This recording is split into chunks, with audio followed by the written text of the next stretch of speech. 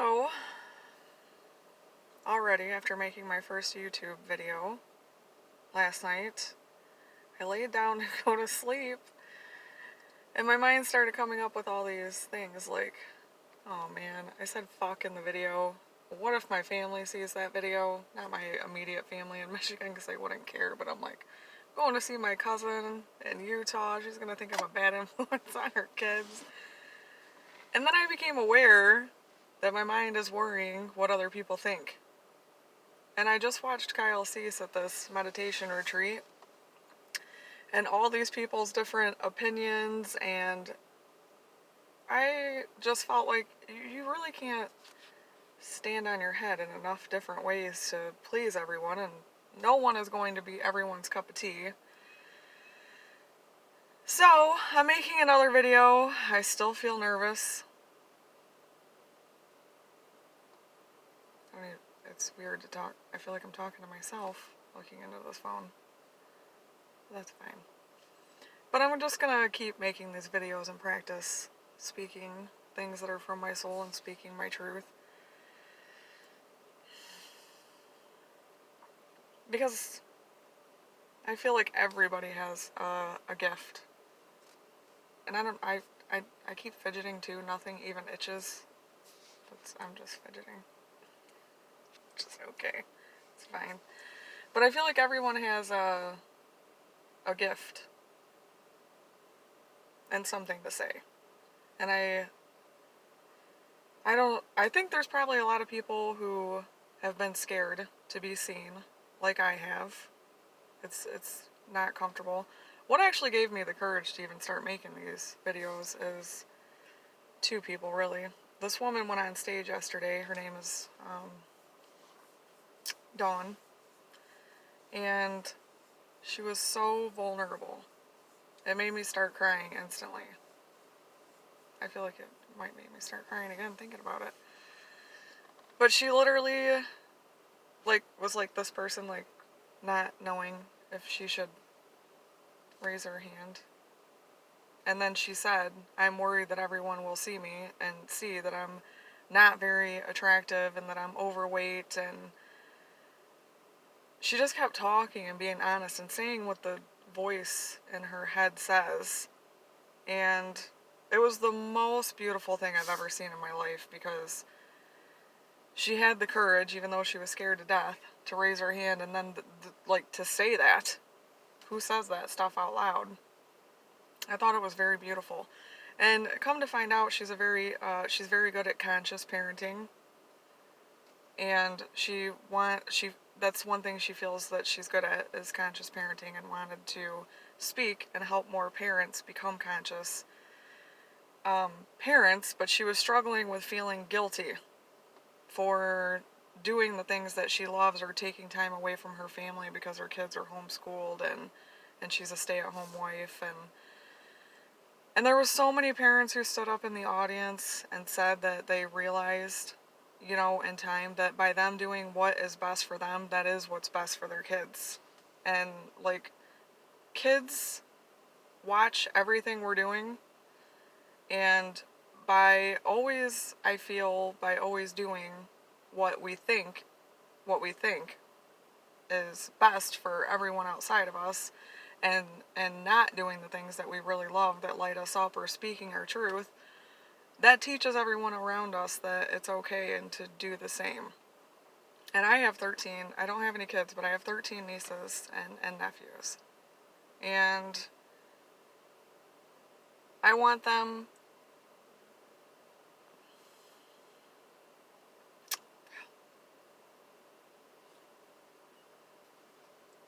well, I love them way too much. So I get emotional even thinking about them. But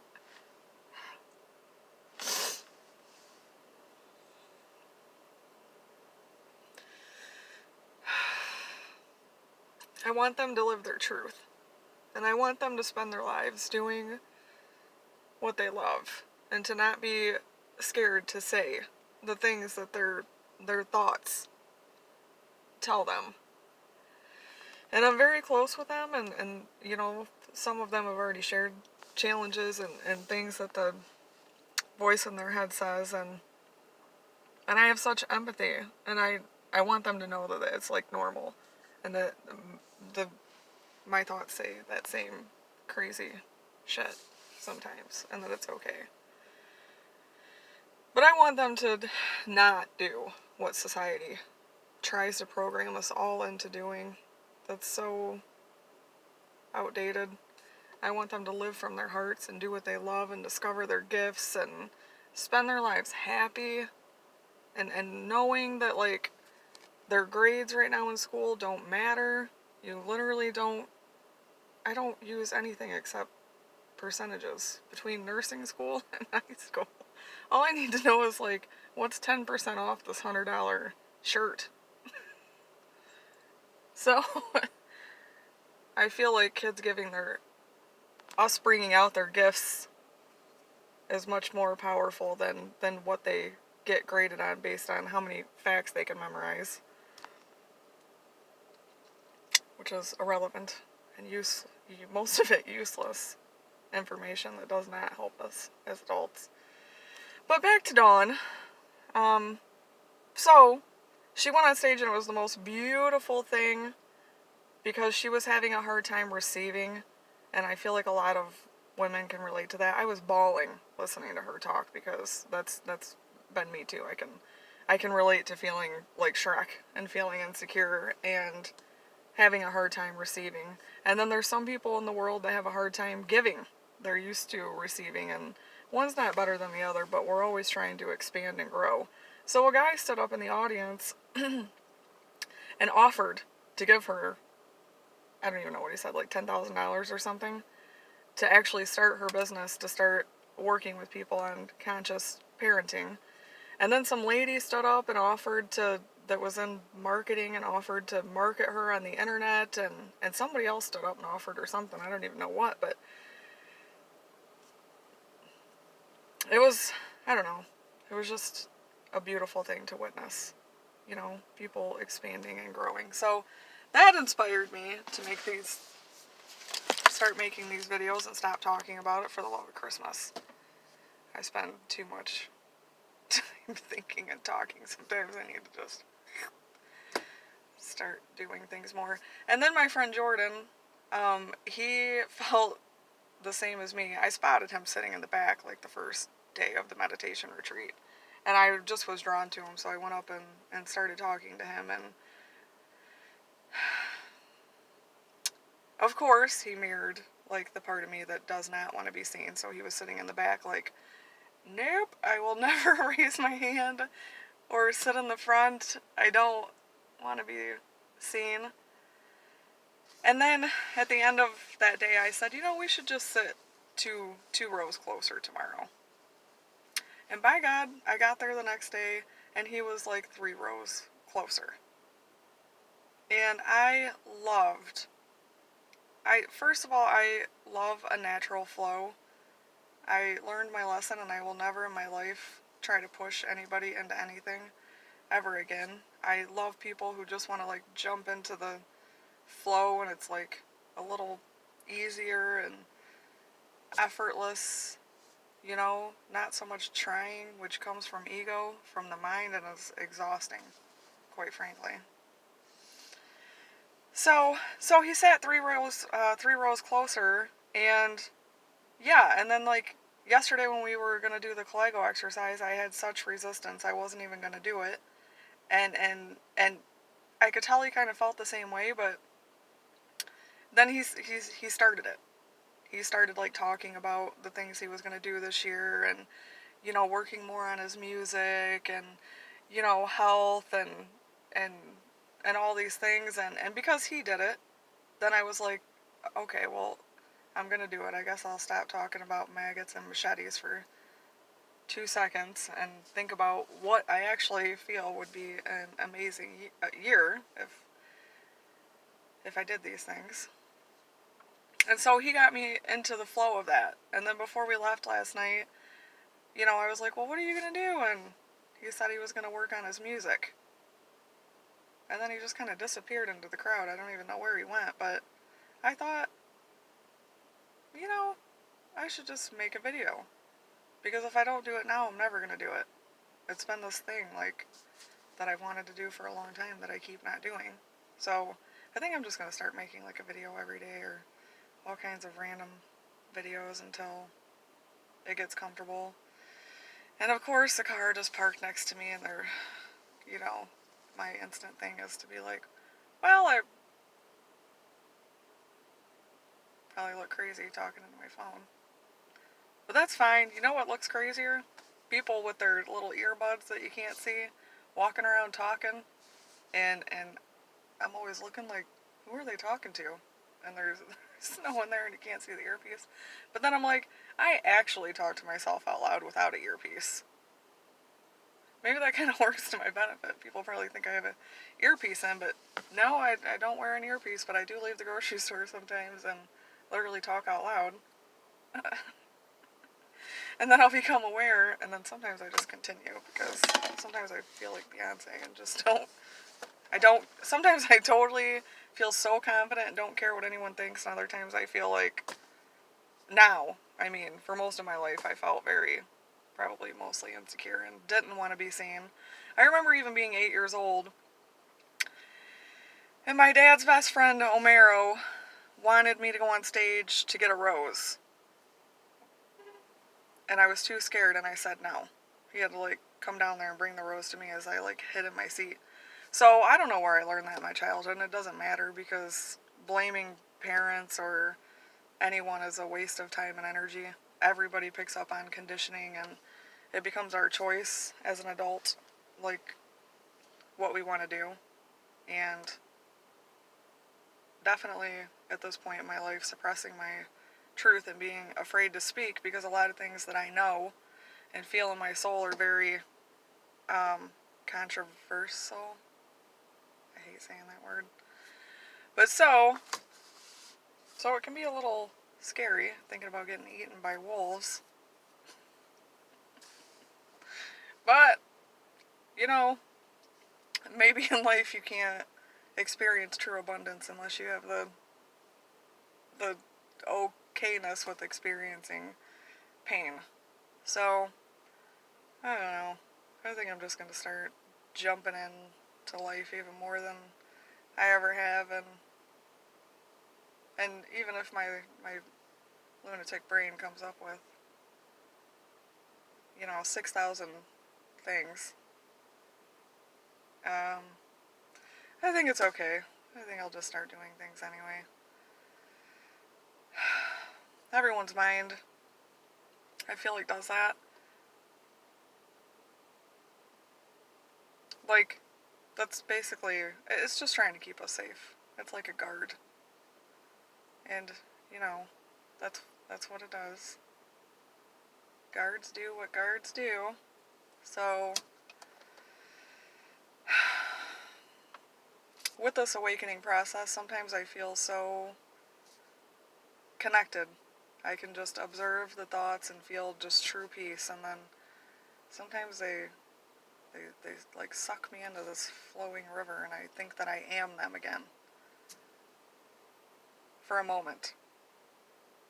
But the one good thing about the in and out dance is, after you have experienced some time connected to yourself, and actually just spending time with yourself, when you become disconnected for a moment, or you can feel it much quicker. I know now when I'm doing something from my conditioning and out of alignment. I can feel it instant from practice. It's taken me quite a few years of practice of realizing that things are either a hell yes or they're a no. But, of course, sometimes I still say yes, and then I'm like, well, it's fine. I already said it, so here I am. But you just become aware, for the next time to make a different decision. Life is kind of messy, I think, and beautiful, too. So it's beautiful messy.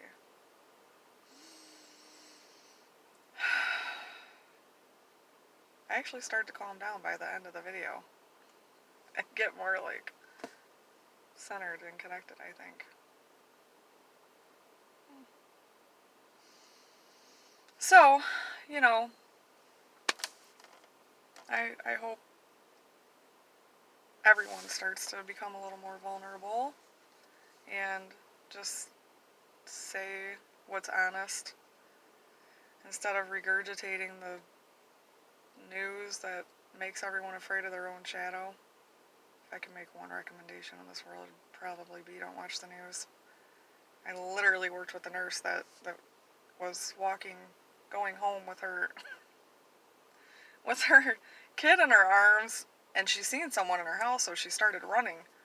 And she said she got like, a little bit down the street and realized it was her own shadow.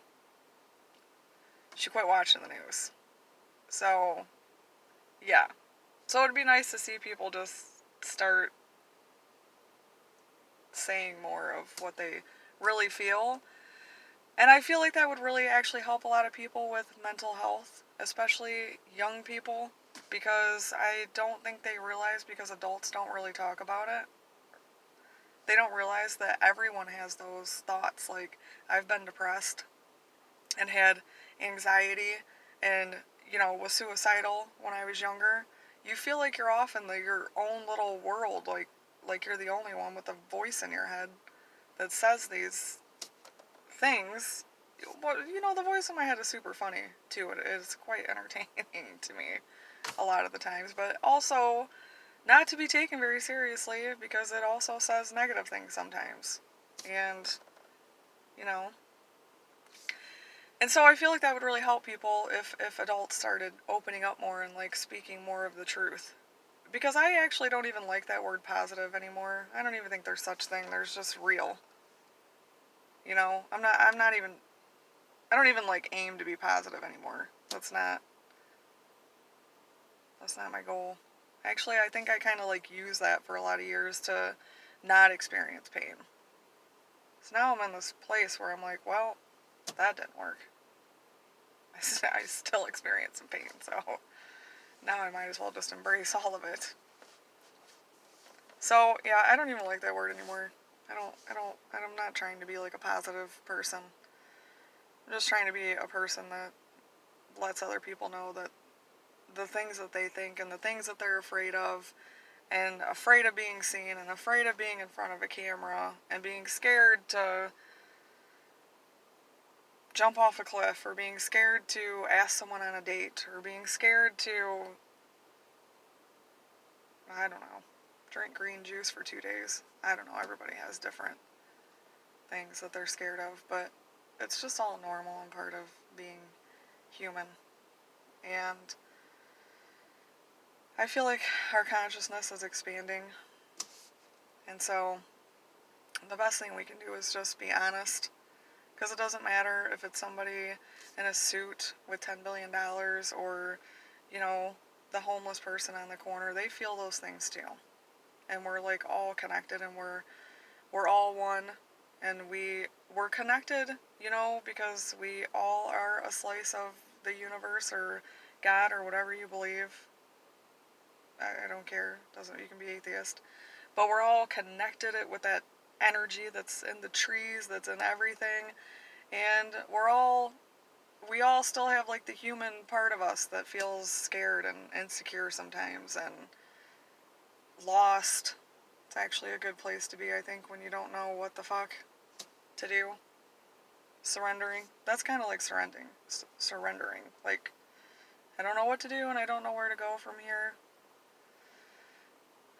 It's kind of a good place to be, actually.